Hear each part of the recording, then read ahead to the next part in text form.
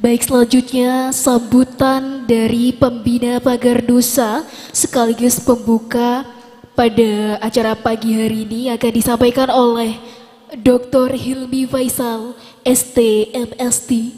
Kepada beliau disilahkan.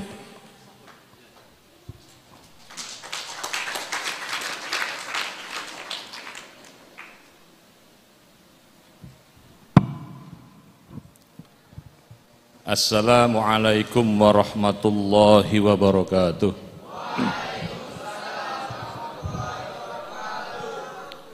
Bismillahirrahmanirrahim. Alhamdulillahirabbil alamin. Allahumma salli ala sayyidina Muhammadin abdika wa nabiyyika wa rasulika nabiyil ummi wa ala alihi wa sahbihi wa sallim tasliman biqadri 'azamati dzatika fi kulli waqtin wa hin. Amma ba'd. Al-Mukarramun, para tuan guru, wabil khusus Akhil Aziz Profesor Dr. Masnun Tahir, rektor kita selaku Ketua PWNU NTB, segenap jajaran Suriah Tanfidiyah PWNU NTB, yang terhormat sahabat dari pimpinan Pusat Pagar Nusa yang hadir, Mas Zainal, yang saya hormati Adinda Ketua Pagar Nusa NTB, Mas Musta'in, para pendekar, hadirin hadirat sekalian. Pertama, marilah kita senantiasa memanjatkan puji syukur kita kehadirat Allah Subhanahu wa Ta'ala atas limpahan berkah keselamatan kesehatan. Alhamdulillah kita bisa duduk di kantor NU termegah di Indonesia Timur.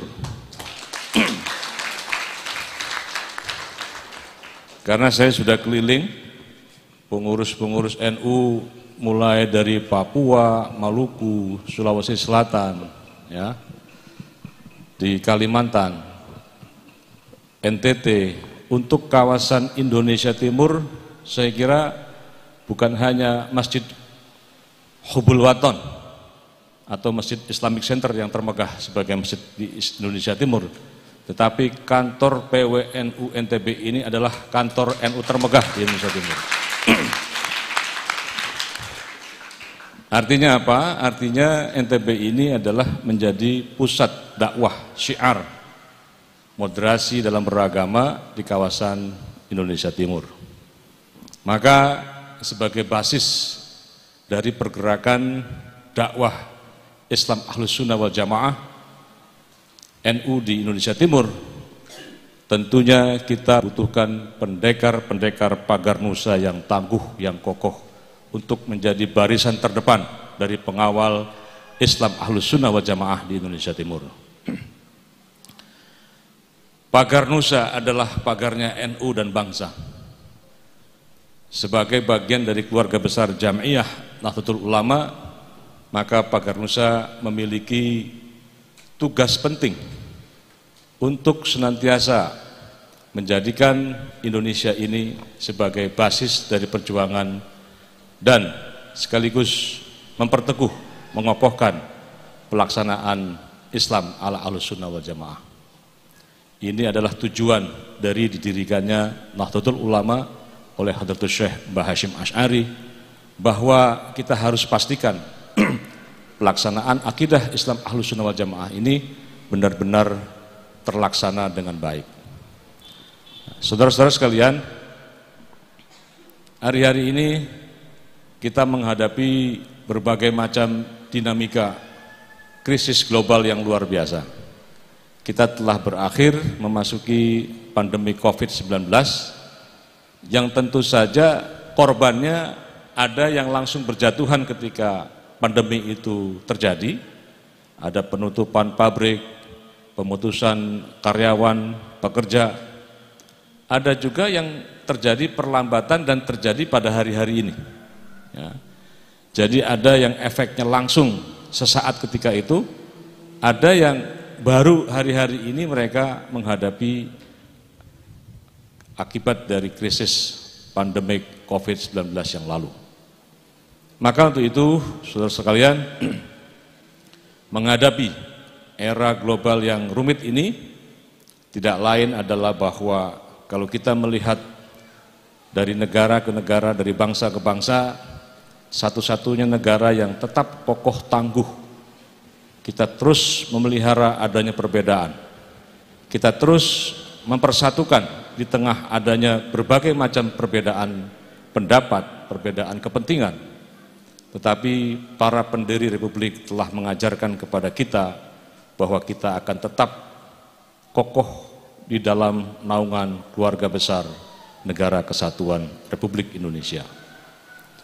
Terus terang, banyak sekali negara-negara di luar yang heran dengan Indonesia. Karena apa? Karena luas Indonesia dari Sabang sampai Merauke, ini kalau diukur dengan luas wilayah di negara-negara Eropa, itu sama dengan garis batas dari Inggris sampai dengan Istanbul, sampai dengan Turki. Ya.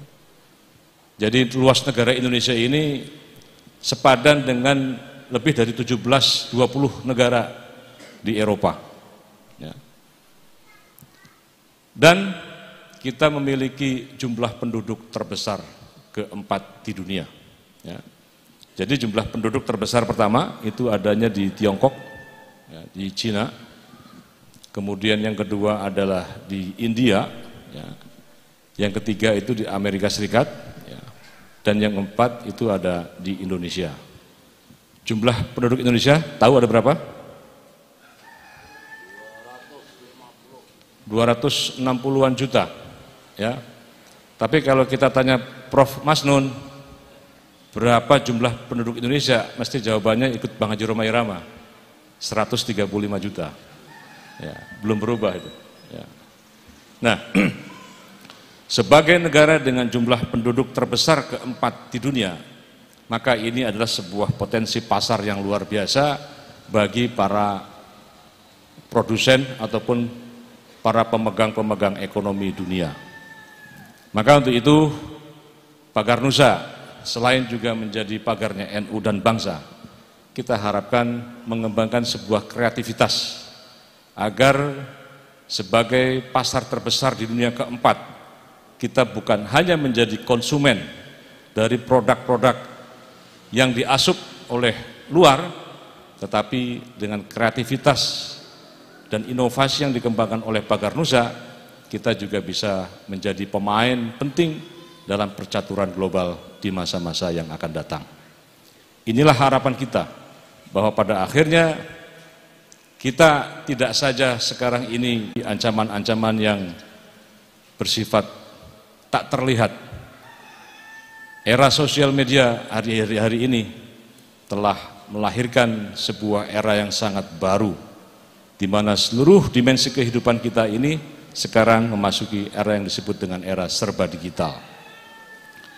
Dalam dunia pendidikan, sekarang berkembang berbagai macam platform-platform yang menyediakan literasi di dalam bersosial media, sekaligus juga konten-konten yang bersifat edukatif. Di dalam dunia keagamaan, bidang keagamaan sekarang juga bertebaran begitu banyak konten-konten di sosial media yang kalau kita tidak berhati-hati, maka kita akan menghadapi sebuah babakan baru, yaitu kita akan menghadapi era kebebasan informasi yang rumit, di mana kita tidak lagi bisa mengontrol putra-putri didik kita menghadapi arus deras informasi yang sangat bebas, yang sangat liberal, yang sangat sekuler. Misalnya apa? Sekarang banyak tayangan-tayangan itu yang permisif terhadap LGBT. Mulai dari film-film kartun, mulai dunia hiburan, dan seterusnya. Yang mungkin saja tahapan awalnya ini kita permisif, lama-lama kita membiarkan generasi kita masuk di dalam sebuah perilaku yang sangat menyimpang. Belum lagi ancaman-ancaman, banyak sekali konten-konten kekerasan di sosial media yang tentu ini bukan konsumsi bagi anak-anak kita, terutama yang masih di bawah umur. Maka Pagar Nusa yang menjadi benteng dari NU dan bangsa, saya harapkan dan kita semua harapkan bukan hanya menjadi pagar dalam konteks menghadapi ancaman-ancaman yang bersifat fisik, tetapi juga harus ada Pagar Nusa yang bersifat menjadi garda terdepan di dalam upaya menangani berbagai macam arus deras informasi yang tidak mendidik di tengah-tengah kehidupan kita sehari-hari. Demikian sebagai pengantar, dan saya bersyukur saya menjadi bagian dari yang mengawali pembangunan kantor PWNU NTB ini, dan saya lihat tinggal finishing saja ini, tinggal diberi kaca, dipasang AC, ya, di dekor ataupun di desain untuk interior desain yang baik, ya. Dan saya titipkan tugasnya Pak Rektor ini untuk menyempurnakan PWNU NTB ini. Setuju ya?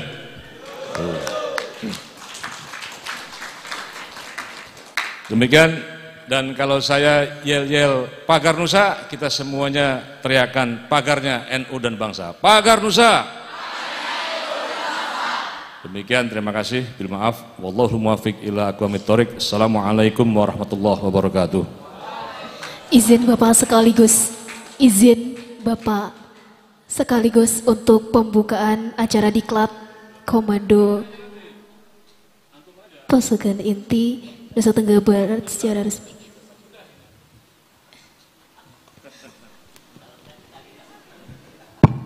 Ya, dengan mengucap Bismillahirrahmanirrahim, dengan ini acara yang diselenggarakan oleh Pagar Nusa NTB hari ini secara resmi dibuka. Semoga berkah bagi kita semua. Baik, terima kasih kami ucapkan atas sambutan sekaligus pembuka yang sudah diberikan. Acara selanjutnya memasuki acara terakhir.